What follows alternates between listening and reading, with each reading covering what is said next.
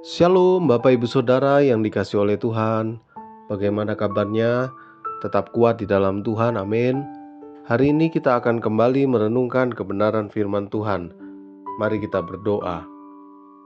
Bapa di sorga, di dalam nama Tuhan Yesus Kristus kami mengucap syukur untuk kasih yang Tuhan berikan dalam hidup kami. Anugerah-Mu sempurna. Tuhan, kami mau melandasi hari ini bersama dengan Tuhan melalui firman-Mu. Biarlah firman-Mu yang berkuasa mengubahkan kehidupan kami ke arah yang semakin lebih baik. Dalam nama Tuhan Yesus Kristus, haleluya, amin. Firman Tuhan hari ini berjudul Hidup yang Tidak Tertib. 2 Tesalonika 3 ayatnya yang ke-11 mengatakan, "Kami katakan ini karena kami dengar bahwa ada orang yang tidak tertib hidupnya dan tidak bekerja, melainkan sibuk dengan hal-hal yang tidak berguna." Bapak Ibu Saudara yang dikasihi oleh Tuhan, tahukah kita untuk apa peraturan dibuat? Pastilah untuk ditaati dan bukan untuk dilanggar. Dalam kehidupan sehari-hari kita selalu berurusan dengan aturan-aturan. Dalam berlalu lintas ada rambu-rambu yang harus kita patuhi. Di kantor, sekolah, atau tempat-tempat umum kita menjumpai tata tertib yang harus diperhatikan. Semua itu bertujuan supaya ada keteraturan dan ketertiban. Sebab banyak orang yang hidupnya tidak tertib. Tak terkecuali dalam kehidupan orang percaya. Sebenarnya kita sudah banyak membaca dan mendengarkan firman Allah, dan segala tulisan yang diilhamkan Allah memang bermanfaat untuk mengajar, untuk menyatakan kesalahan, untuk memperbaiki kelakuan, dan untuk mendidik orang dalam kebenaran. 2 Timotius 3 ayat 16.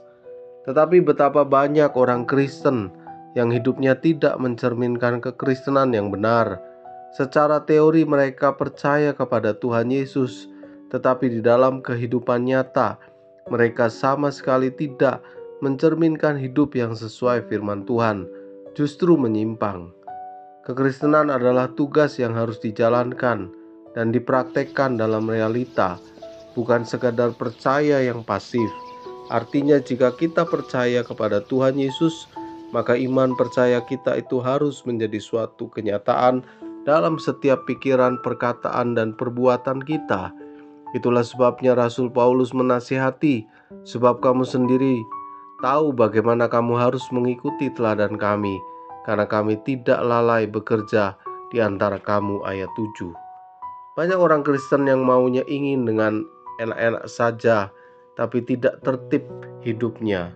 Tidak tertib dalam hal membagi waktu antara pelayanan dan keluarga, antara hobi dan jam-jam doa atau ibadah, pekerjaan, studi, pergaulan, dan sebagainya. Akhirnya citra dirinya sebagai orang Kristen tercoreng dengan sendirinya, dan mereka tidak bisa memuliakan Tuhan melalui kehidupannya. Ingat, orang Kristen yang dipimpin oleh Roh Tuhan, hidupnya pasti tertib. Sebab Allah memberikan kepada kita bukan roh ketakutan, melainkan roh yang membangkitkan kekuatan, kasih, dan ketertiban. 2 Timotius 1 ayat 7.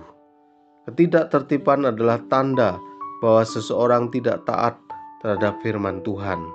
Amin. Kami belajar Tuhan melalui firman-Mu untuk kami punya tertib dalam hidup ini.